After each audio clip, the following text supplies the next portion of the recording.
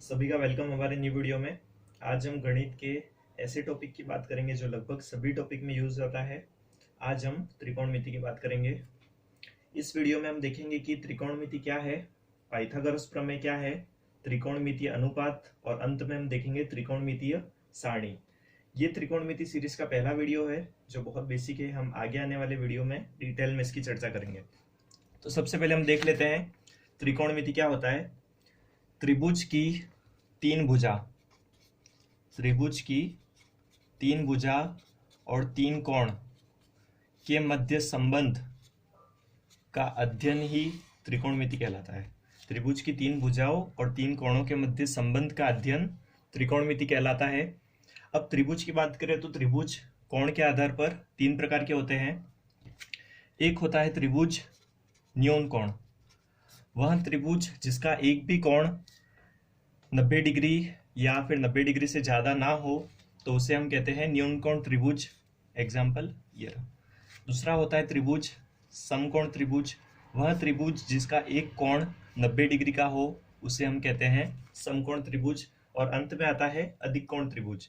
वह त्रिभुज जिसका एक कोण 90 डिग्री से अधिक हो उसे हम कहते हैं अधिक कोण त्रिभुज। अधिक कोण त्रिभुज। तो ये जो पूरी त्रिकोणमिति है वो समकोण के ऊपर ही बेस होती है, अतः हम इस पूरी त्रिकोणमिति में समकोण की ही बात करेंगे। अब पहला टॉपिक आता है पाइथागोरस प्रमेय। पाइथागोरस प्रमेय क्या होती है? समकोण त्रिभुज की जो तीनों भुजाएं होती है, सबसे पहले हम वो देख लेते हैं। ये रहा समकोण त्रिभुज, इसमें ये रहा 90 डिग्री। 90 डिग्री के सामने जो भुजा होती है उसे हम कहते हैं कर्ण। जो एक कोण दे रखा है हमको C, उससे जुड़ी हुई भुजा क्या कहलाती है? आधार। और जो बची भुजा वो क्या कहलाएगी? लंब। तो पाइथागोरस प्रमेय क्या होती है? यह हमें त्रिभुज जो समकोण त्रिभुज होता है उसकी तीनों भुजाएं कर्ण, लंब और आधार में संबंध को बताती है। पाइथागोरस प्रमेय क्या होती है? कर्ण स्क्वायर बराबर आधार स्क्वायर प्लस लंब स्क्वायर। लंब का स्क्वायर और आधार का स्क्वायर दोनों को जोड़ने पर हमें क्या प्राप्त होगा? कर्ण का स्क्वायर। जैसे ये AC का स्क्वायर BC का स्क्वायर प्लस AB का स्क्वायर, तो वो किसके बराबर होगा? AC का स्क्वायर। और ये पाइथागोरस प्रमेय हर जगह काम आती है, अतः यह हमारे लिए इम्पोर्टेंट है। अब हम बात करेंगे पाइथागोरस प्रमेय पर कुछ सवाल। यहाँ पर हमको दे रखा है पहले सवाल में आधार बराबर 4 और लंब बराबर 3, तो हमको निकालना है कर्ण। तो पाइथागोरस प्रमेय क्या होती है? कर्ण स्क्वायर बराबर आधार स्क्वायर प्लस लंब स्क्वायर। तो आधार क्या दे रखा है हमको? 4, तो 4 का स्क्वायर प्लस लंब क्या दे रखा है? 3, 3 का स्क्वायर। तो 16 प्लस 9 क्या होगा? 25 होगा। ये हमारे पास आया कर्ण का स्क्वायर। हमको क्या निकालना है? कर्ण। तो कर्ण क्या होगा? √25 बराबर 5। तो हमारे पास आधार और लंब था, तो हमने क्या निकाला? कर्ण।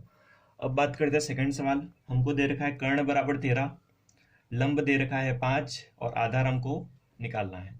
तो पाइथागोरस प्रमेय क्या होती है? कर्ण स्क्वायर बराबर आधार स्क्वायर प्लस लंब स्क्वायर। हमको निकालना है आधार, तो आधार के अलावा जो लंब है उसको हम बाई टी बी से कर्ण के पास में ले जाते हैं। तो आधार स्क्वायर क्या होगा?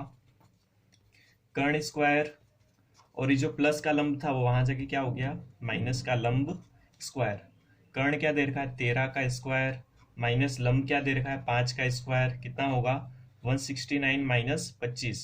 तो 169 में से 25 गया तो 144, और ये है हमारे पास आधार का स्क्वायर। तो आधार क्या होगा? √144 बराबर क्या होगा? 12। ठीक है। अब हम देखते हैं तीसरा सवाल। तीसरे सवाल में हमको एक चित्र दे रखा है एक त्रिभुज का। एक समकोण त्रिभुज है ये, जिसमें हमको AC जो स्पष्ट रूप से दिख रहा है कि कर्ण है, जिसका मान दे रखा है 5। यहाँ पर एक कोण अदर दे रखा है C और इसके साथ एक भुजा संलग्न है, अतः हम इसे कहेंगे आधार। आधार क्या है? BC बराबर 3। तो हमको दे रखा है AC बराबर 5, BC बराबर 3। हमको निकालना है AB। तो पाइथागोरस प्रमेय से कर्ण स्क्वायर क्या होगा? कर्ण स्क्वायर बराबर आधार स्क्वायर प्लस लंब स्क्वायर। यहाँ पर हमको मान निकालना है AB का, तो AB के अलावा जो ये BC आ रहा है इसको बाई टी बी से हम यहाँ ले गए, तो क्या होगा? AB स्क्वायर बराबर AC square minus BC square. AC क्या दे रखा है हमको? 5, तो 5 का स्क्वायर माइनस BC क्या दे रखा है 3, तो 3 का स्क्वायर, 5 का स्क्वायर 25 माइनस 3 का स्क्वायर 9, क्या बचा 16। तो AB क्या होगा √16 जिसका मान है 4। इसी प्रकार है सवाल नंबर 4, हमको यहाँ पर चित्र दे रखा है, यहाँ पर B है 90 डिग्री, 90 के सामने है 13, मतलब AC क्या हुआ कर्ण हुआ हमारा, कोण दे रखा है अदर C, तो C से जुड़ी हुई भुजा क्या कहलाएगी आधार, और हमको निकालना है AB का मान। तो ये सवाल आप करेंगे और इसका आंसर क्या होगा वो कमेंट बॉक्स में जरूर लिखें। अब हम देखते हैं त्रिकोणमितीय अनुपात। त्रिकोणमितीय अनुपात हमने बात कर ली। सबसे पहले त्रिकोणमिति क्या होती है, जो समकोण से संबंधित होती है। अब यहाँ पर 6 प्रकार के त्रिकोणमितीय अनुपात होते हैं। पहला होता है साइन, दूसरा कॉस, तीसरा टेन, चौथा कॉट, पांचवा सेक और छठा कोसेक। अब हम अगर त्रिभुज के पर्सपेक्टिव से बात करें तो ये रहा त्रिभुज, त्रिभुज में 90 डिग्री के सामने वाली भुजा क्या कहलाती है कर्ण। ये रहा हमारे पास कोण, कोण से जुड़ी हुई भुजा आधार, और ये जो बची हुई भुजा वो क्या कहलाएगी लंब। तो इसको याद करने के लिए मैंने यहाँ पर एक शॉर्ट टेबल बनाई हुई है जहाँ पर लिखा हुआ है साइन, कॉस, टेन, कॉट, सेक और कोसेक। यहाँ पर L, AL, KA ये शॉर्ट ट्रिक है जिसे हमको याद करना है। अब हम इससे इस सारणी से ये सारे फॉर्मूले बनाएंगे। देखिए कैसे, साइन यहाँ पर लिखा हुआ है जिसके नीचे लिखा है L और K, जहाँ पर L का मतलब होता है लंब, A का मतलब होता है आधार और K का मतलब होता है कर्ण। तो साइन का फॉर्मूला क्या होगा लंब बटे कर्ण, तो क्या आएगा लंब बटे कर्ण। कॉस देखिए, कॉस है हमारे पास A और K, क्या होगा आधार बटे कर्ण। नेक्स्ट है टेन, टेन के नीचे लिखा हुआ L और A, L का मतलब होता है लंब और इसके नीचे A मतलब आधार। नेक्स्ट है कोट, अब यहाँ पर उल्टा आ गया, कोट के पास में पहले A आ रहा है और फिर L आ रहा है, तो हम क्या लिखेंगे A बटे L। A बटे L, A का मतलब क्या होता है आधार और L का मतलब लंब। नेक्स्ट है सेक, सेक के पास में पहले K आ रहा है देन A आ रहा है, तो K सबसे पहले ऊपर आएगा, तो कर्ण बटे आधार। और लास्ट में है कोसेक, कोसेक में पहले K आ रहा है फिर L आ रहा है, क्या होगा कर्ण बटे लंब। ये तो इसका त्रिभुज के हिसाब से फॉर्मूला हुआ। अगर हमको लंब, कर्ण और आधार दे रखा हो तो हम उससे क्या निकाल सकते हैं साइन, कॉस, टेन, कॉट, सेक और कोसेक। अब हम बात करते हैं इन 6 त्रिकोणमितीय अनुपात साइन, कॉस, टेन, कॉट, सेक और कोसेक, इनका आपस में क्या संबंध होता है। तो हम सीधा से स्पष्ट है इसमें, साइन किसका उल्टा होता है कोसेक का, कॉट कॉस किसका उल्टा होता है सेक का, और टेन किसका उल्टा होता है कॉट का। अब साइन कोसेक का उल्टा होता है तो हम कैसे लिख सकते हैं साइन बराबर 1 बटे कोसेक थीटा। अब नेक्स्ट है कॉस किसका उल्टा होता है सेक का, तो हम क्या लिखेंगे 1 बटे सेक थीटा। नेक्स्ट है टेन, टेन किसका उल्टा होता है कॉट का, तो हम इसे लिखेंगे 1 बटे कॉट थीटा। अब कॉट किसका उल्टा होता है टेन का, तो हम क्या लिखेंगे 1 बटे टेन थीटा। सेक किसका उल्टा होता है कॉस का, तो हम लिखेंगे 1 बटे कॉस थीटा। और कोसेक किसका उल्टा होता है साइन थीटा का, तो हम लिखेंगे 1 बटे साइन थीटा। अब ये आपस में सब अलग अलग है, पर यहाँ पर टेन और कॉट के 2 और फॉर्मूले।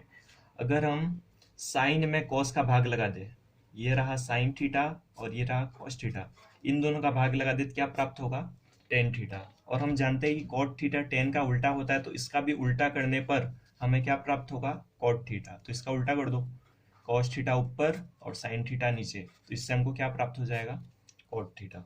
ठीक है, ये हुआ त्रिभुज। अगर हमको लंब, कर्ण और आधार दे रखा है उससे साइन थीटा कॉस थीटा निकालना, और ये सभी त्रिकोणमितीय अनुपात का आपस में संबंध।